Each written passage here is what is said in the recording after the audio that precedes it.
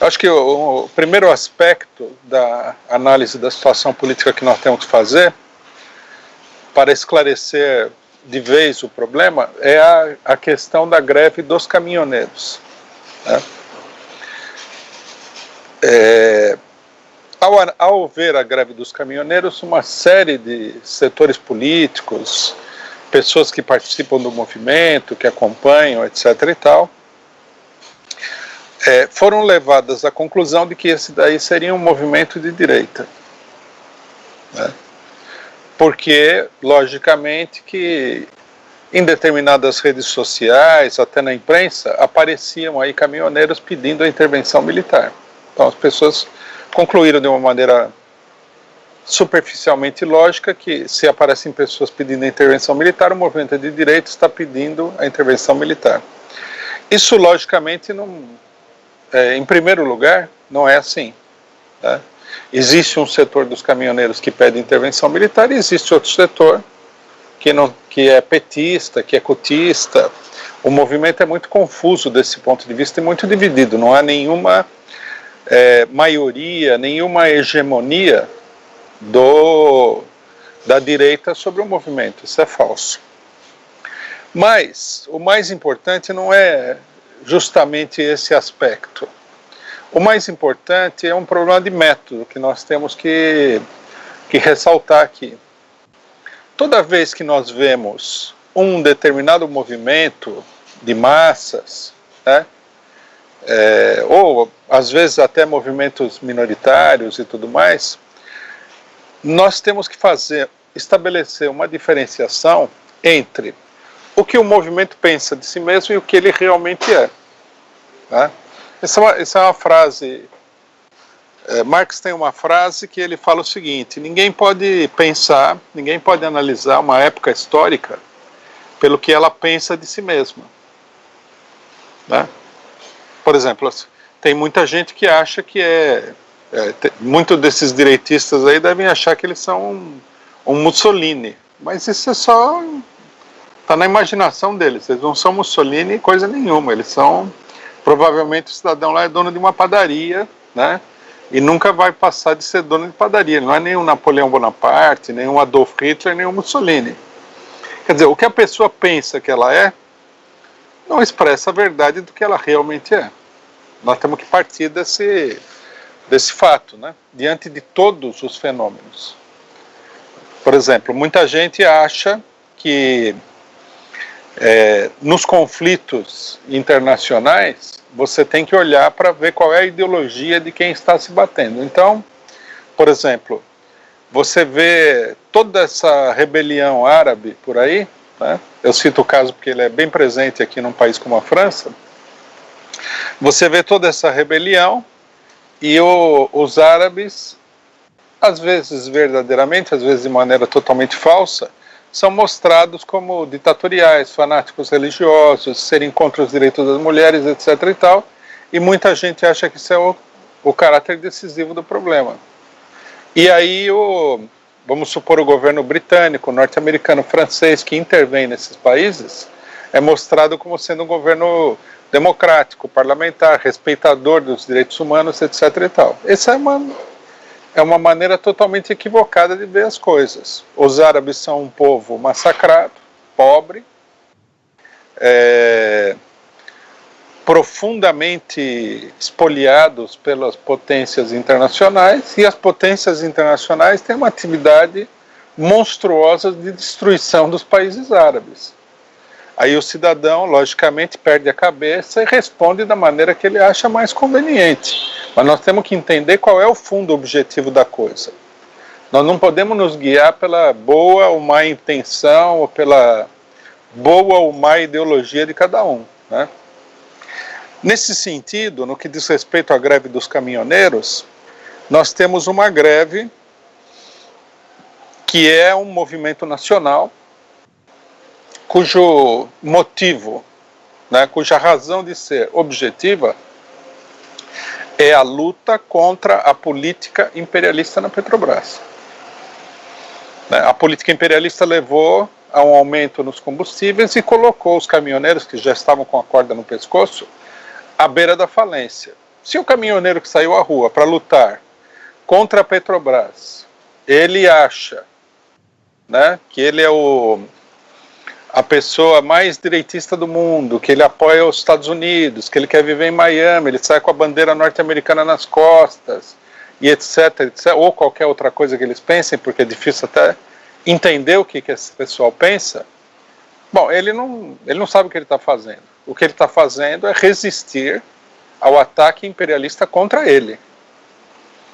O imperialismo levou ele à beira da falência e ele está resistindo contra o imperialismo. Quer ele saiba que é isso que ele está fazendo, quer ele não saiba que é isso que ele está fazendo. Né? Não adianta o cidadão falar que os Estados Unidos é uma maravilha e o Brasil é uma porcaria, que ele gostaria de viver em Miami, não adianta ele sair lá com um cartaz em inglês pedindo para o Donald Trump ajudar ele. Bom, o fato é que todo mundo que entrou nessa greve estava na luta contra os grandes monopólios capitalistas norte-americanos. Quer dizer, o mundo é assim. Muitas vezes, frequentemente, mais frequentemente do que não, as pessoas fazem uma coisa pensando que estão fazendo exatamente o contrário. Né? Qual que é a importância dessa avaliação? A importância é o seguinte: o movimento dos caminhoneiros praticamente destruiu tudo aquilo que restava do governo Temer e fez recuar a política imperialista de um modo geral. Quer dizer, se o governo vai procurar, e ele vai procurar, implementar uma política de entrega do país para o imperialismo, está claro pela greve dos caminhoneiros que ele vai enfrentar uma enorme resistência. Uma resistência que quase acabou com o governo. Então, nós temos que ver a coisa desse ponto de vista. Né? Aí alguém poderia perguntar o seguinte: mas o que nós fazemos com os direitistas que ficam lá com a bandeira verde e amarela, pedindo intervenção militar, etc. e tal? Bom, se a esquerda tiver iniciativa política, participar do movimento, principalmente começar por apoiar o movimento, porque você não vai convencer ninguém se você não apoiar o movimento que a pessoa está realizando. E se ela tiver uma boa política e uma boa atuação na greve, ela vai acabar mostrando para a maioria dos caminhoneiros, lógico, sempre tem algum maluco que quer ser direitista, independentemente de qualquer coisa, que esse negócio de intervenção militar não vai resolver nada. Bom, um outro fator que mostra isso daí é o fato de que a ala direita pedia intervenção militar, e a intervenção militar foi usada contra a greve dos caminhoneiros. Houve uma ampla repressão, apesar de que o governo tomou muito cuidado de fazer essa repressão, ao fazer a repressão, na maneira de fazer a repressão, né? Mas mesmo assim houve uma ampla repressão que fez com que a esmagadora maioria dos caminhoneiros e uma boa parte da população, né, começassem a ter uma posição extremamente hostil às Forças Armadas, porque perceberam que as Forças Armadas estão a serviço dessa política que está esmagando toda a população. Não há como você manter a demagogia, né? Eu recebi uma informação de um militante do partido que falou o seguinte, que num determinado bloqueio dos caminhoneiros, as Forças Armadas chegaram, aí o oficial procurou o caminhoneiro e falou: você tira esse caminhão da pista imediatamente, eu meto uma bala na sua cabeça. Porque o exército ele é assim, né? O aspecto melhor do exército é isso daí, eles não entram com muita conversa. Eles já entram rasgando, né? Do meu jeito. Então a pessoa já tem a possibilidade de fazer uma micro-experiência com o que seria uma ditadura militar, né? Que na ditadura militar era assim. Vai lá, sai daqui, tá preso, não tinha muita conversa. Eu não acho que no Brasil tem muita gente que está disposto, nesse momento aqui, a aceitar um tratamento dessa natureza, de quartel. Mas esse é o tratamento típico, tradicional das Forças Armadas. Então, quer dizer, foi um acontecimento, a greve dos caminhoneiros, primeiramente, de consequências claramente revolucionárias, porque você arrancar as bases de um governo golpista, é um fato revolucionário em si, tá? E segundo lugar, foi uma grande experiência para todos, inclusive os próprios caminhoneiros. Então a primeira coisa que nós temos que deixar claro ao analisar a greve é isso daí. Nós temos que tomar muito cuidado ao analisar os movimentos.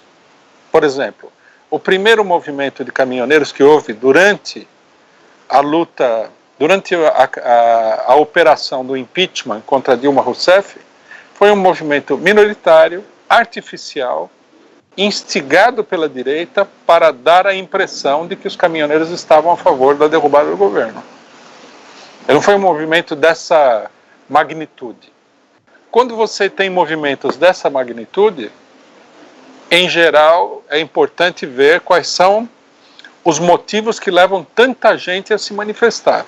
Eles dificilmente são motivos de caráter ideológico. As pessoas estão buscando soluções para os problemas reais que elas estão enfrentando. O número de pessoas, em geral, tudo é relativo e tudo tem exceção na política, mas de um modo geral é isso que significa. Uma outra coisa importante, né? Isso eu ouvi de um caminhoneiro que participou dos piquetes. Falou que o apoio da população ao movimento dos caminhoneiros era total. Essa é uma pessoa que estava nos piquetes, que me falou.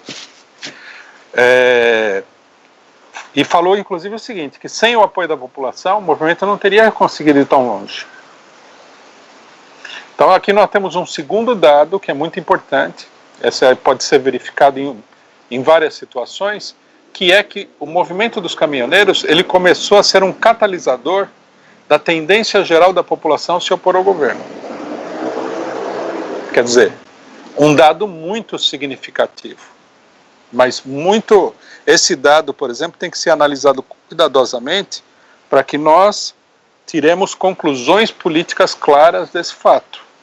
Quer dizer, o nível de oposição, de rebelião, se pode dizer assim, da população contra o governo, né?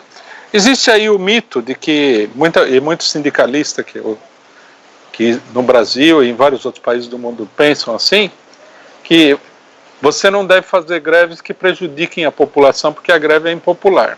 Bom, primeiro é uma bobagem isso daí, não sei nem como a pessoa consegue formular isso, porque greve que não incomoda ninguém, melhor nem fazer, fica em casa, né? Empina uma pipa, solta um balão, faz alguma coisa assim que todo mundo vai ficar alegre, né? Vai ver, olha e tal, né? Faz um jogo de amarelinha e os vizinhos olham e falam, olha que cidadão mais bom, atravessa a velhinha e tal. Greve em geral é para causar problemas na vida de todo mundo. Se você para o transporte, o pessoal fica a pé. O que vai fazer? E justamente o grande problema, o grande mérito, digamos assim, a grande força da greve é isso daí. A hora que ninguém consegue ir para o trabalho, a situação começa a ficar cada vez mais insustentável.